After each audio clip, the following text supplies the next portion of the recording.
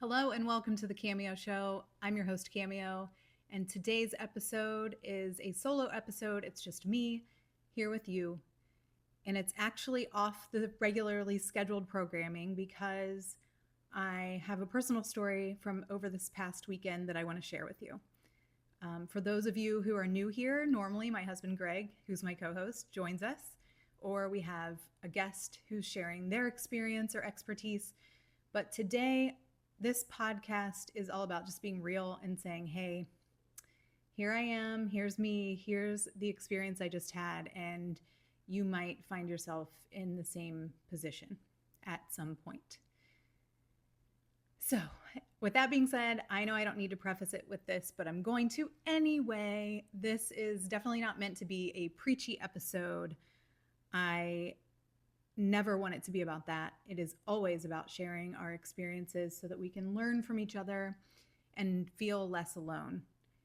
And it's also timely because it's October. And so this theme of Sober October is prevalent. And so I want to take a minute and the opportunity to talk to anyone directly who might be participating in Sober October, or maybe you're already on your alcohol-free journey, or maybe it's not you and it's someone you love. This episode's for you.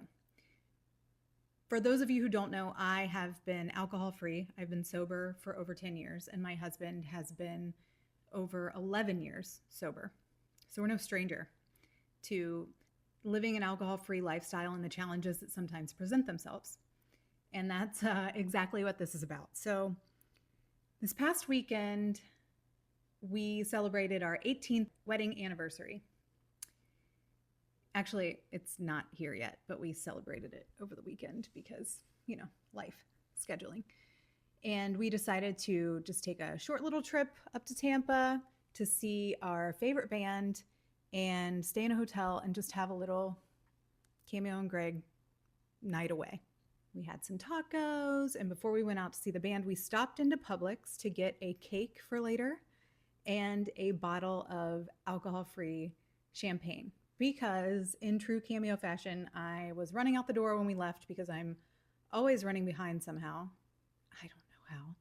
And I forgot to grab my favorite alcohol, not my alcohol, my favorite non-alcoholic mocktails. There's a brand called Toast. It's like non-alcoholic champagne that I can usually get at Publix. Or I also really enjoy Curious Elixirs, which I order and have shipped. Either way, I didn't bring any of them. So I thought, well, that's fine. We'll get the cake and we'll get some non-alcoholic champagne, or hell, even just some sparkling grape juice. And we'll have a little toast when we get back to our room after seeing our band and, watch UFC and celebrate. So there I am standing in the alcohol section of Publix because they put the non-alcoholic stuff with the alcoholic stuff, which makes no sense, but I don't make the rules. And they didn't have any. So I'm standing there looking around, and these little voices start creeping in. Now, again, I've been alcohol-free for 10 years. I haven't had a drink of alcohol for 10 years. Let me say it one more time. 10 years, a whole freaking decade. And these voices start whispering in my head, hey, it's just one glass. No one will know. You're in a hotel. Just pour the glass and set the bottle outside of the room. You can handle it. It's been 10 years. It's a special occasion. You're celebrating with your husband. It'll be fun. You'll get giggly. All of them, right? All these little sneaky ass voices coming in, negotiating with me. And I'm like, what the hell? I've been here before. But it was really strong this time for some reason. And it's not just like the addict in me feels that bubbling up. But, I didn't have a problem, and I didn't go to AA, and I was just normal drinking, social drinking, partying. I was just partied a lot and big time. If you're new here, there are other episodes where we share our war stories, and I also share a lot of that in my book, The Reset Button, that you can also check out. But that's neither here nor there. The point is that it's not just me. It's not just addiction. It's also this conditioning, decades of conditioning that we are exposed to that equals celebration. Grab some alcohol, have a toast. It makes the moment special. You deserve it. And I really was trying to convince myself that it would be fine. Just one night, just one glass. But here's what I've learned. And like I said, I've been here before multiple times over 10 years in many different situations. That voice never actually goes away. It's always there. And the more you practice not listening to it, the quieter it gets. Kind of like when your kids are screaming and you're just like, well, if I just act like they're not here, I won't hear them. Just kidding. Don't do that. But even after 10 years, it still shows up. And it's just that now I know the truth. I know that that's just a sneaky ass little voice trying to negotiate with me and telling me all the lies I need to hear to get me to give in. I know the truth. I know that one glass never ends at one. I know that the feeling in that moment isn't worth the potential spiral that follows. I know that it feels really damn good to wake up clear-headed and to know exactly what I did, how I felt, and that I don't have a headache the next day from the night before. The challenges don't vanish. They just kind of lose their power. And it's not just in the big moments, the celebratory moments, the anniversaries, the parties, the celebrations. It's the small everyday moments that also sneak up on you.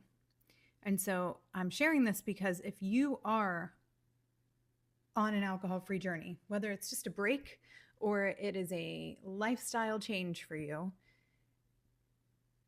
you're not alone. It's those moments when you're like, I've had a rough day and I could really use something to take the edge off. And you try to convince yourself that you deserve it. And it's the only way you're going to get through that moment.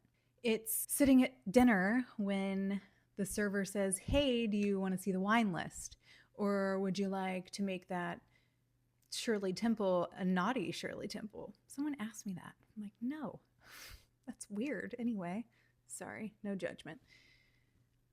Or when a friend or a coworker or a family member says, oh, you're still not drinking. Can't you just have one? It's the little moments. And these moments are real. And they're the ones that really shape you and shape your journey. So it's not about perfection. It's not about never having those voices again. Because 10 years later, I'll say it again, they're still there. It's just that now I'm aware. I notice those thoughts creeping in so that I can call them what they are. I can call it, you sneaky ass little voice trying to negotiate with me. And I can kind of push it away.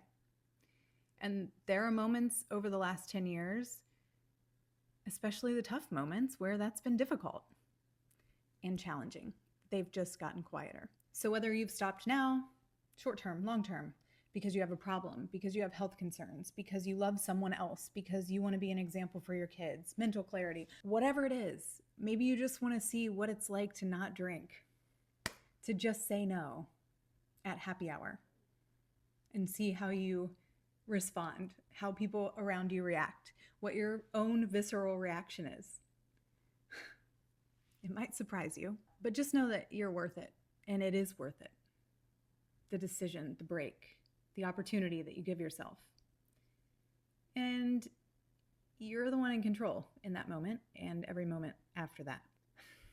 You'll still crave it. It will feel awkward at first and also not at first, later on down the road. Anytime you feel like you need to say no, or you meet someone new, or you go to dinner with someone you've never been around in a business setting, or whatever the case may be, it's awkward. I'm not going to lie. You'll question yourself here and there. You'll negotiate with yourself here and there. But every single time you choose not to drink, you're strengthening that muscle. You're reminding yourself that you don't need to drink to celebrate. You don't need to drink to relax. You don't need to drink to belong. You don't need to drink to take the edge off. And you learn about yourself and you learn other ways to do it. It's not easy. It's not easy.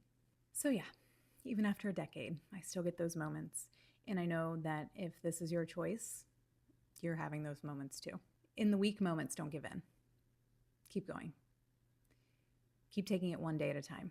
Keep taking it one decision at a time. Keep taking it one no thank you awkward moment at a time. Just remember you're not missing out. You're kind of waking up. And if you love someone who's on this journey, the best thing you can do to support them is to not question them, to not pressure them, to maybe, just take a break when you're with them yourself. I think everyone can do that for a few hours here and there. Encourage them, congratulate them, support them. Don't give them a hard time. Why aren't you drinking? You can't. Good for you, man. That's awesome. I'm really proud of you. That goes a long way. And just remember that you're building something inside of you that alcohol will never do for you and cannot replace for you. And that, in and of itself, right there, is a reason to celebrate. So cheers. I don't have a drink in my hand, but clink. And know that there was no alcohol in my imaginary clinking glass. And know that there's a lot of support out there if you need it. Lean on people. Tell people what you need. Don't be shy. Don't be embarrassed. Don't feel like you shouldn't tell people or that you can't or that you're going to be judged. Honestly, you are. But you get stronger and you get more comfortable. And honestly, you get more confident each time you show up for yourself and stay true to what it is that you've decided for yourself.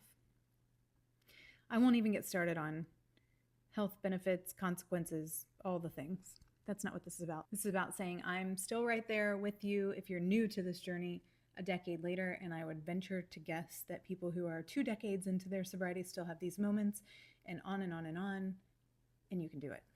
If I can, if Greg can, and many other people that I know personally have decided to, you can too. We have new episodes of the Cameo Show every Wednesday. Some of them it's just me. Some of them it's Greg and I. Some of them we have great guests who share their experiences or their expertise so that we can all figure this thing called life out together. And I hope you'll join us again. And if this resonated with you or you think it might resonate with someone you know and love, share this with them. It goes a long way. It really does. It shows support and it helps people feel less alone.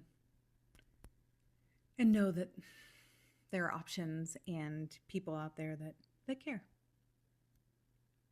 Until next time.